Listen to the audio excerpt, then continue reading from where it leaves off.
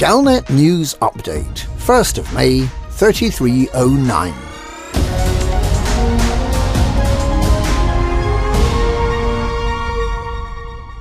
We're still waiting for Aegis to release the technology that will get us to the heart of the Maelstroms.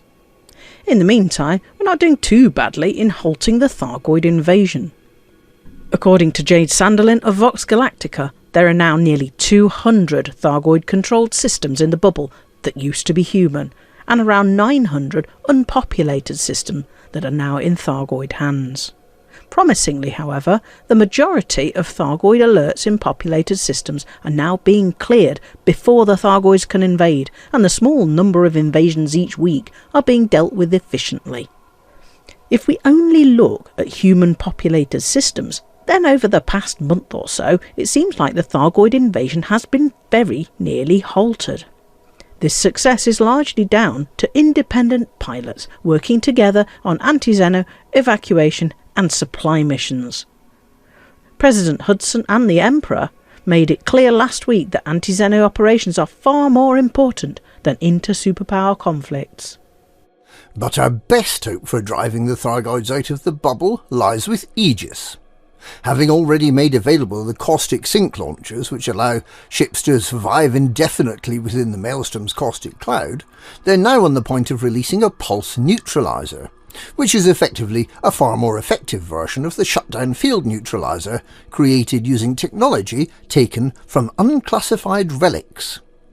This will allow ships equipped with both caustic sink launcher and the pulse neutralizer to get to the heart of the Maelstroms and to gaze on what the Thargoid cult would think of as the face of the Thargoid. The news feeds are already talking about destroying the Thargoid command centres, which are believed to lie inside the Maelstroms, although Aegis is sceptical that just getting into the Maelstrom will be enough to defeat the Thargoids.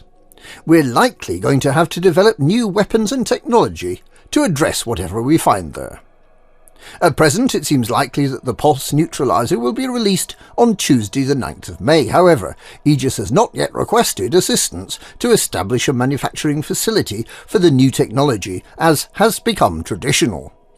Those hoping to be among the first to see the face of the Thargoid should ensure that they have caustic sink launchers fitted to their ship and should pay close attention to any announcements from Aegis over the coming week to make sure they can also get their hands on one of the first pulse neutralizers. In other news, the self-proclaimed leading anti-Xeno specialists Azimuth Biotech has come up with nothing new since the release of the AX weapon stabilizer. They are, however, reported to be holding talks with several prominent weapons manufacturers. There are still rumours circulating that their former CEO, known as Salvation, is now a disembodied intelligence inhabiting the Guardian data network, and possibly both still running Azimuth and controlling Guardian constructs. There has, however, been no further evidence to back up this outlandish theory.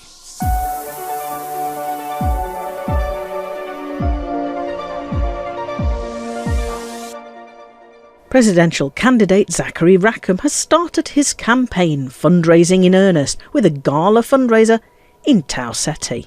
Rackham is not permitted to use his vast personal wealth to fund his campaign and must rely on donations from other federal citizens and organisations. He's gained some influential backers, including former Republican Congressman Harlan Turk from Duamta, who has walked across the floor of the House to become Rackham's running mate.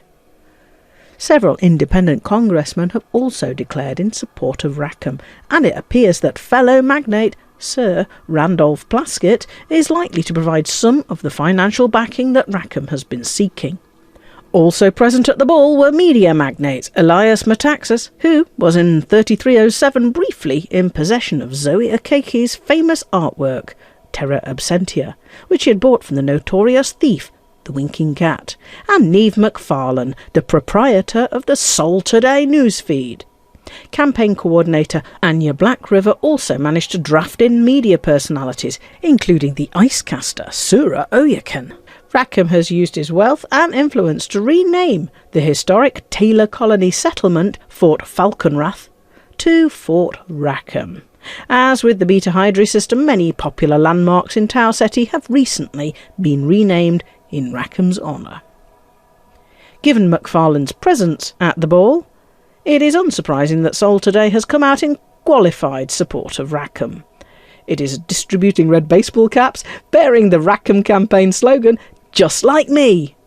It suggests that after Hudson leaves office, someone fresh and untainted by political experience might be best for the Federation, and asks its viewers if Rackham might be just what the Federation needs to make it great again.